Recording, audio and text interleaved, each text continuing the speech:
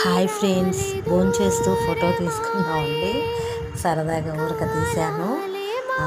అలాగే కొన్ని పిక్స్ చూసినప్పుడు మంచి జ్ఞాపకాలు గుర్తుంటాయి. ఈ పిక్స్ అన్నీ కూడా మీకు కూడా చూపించాలని చూసి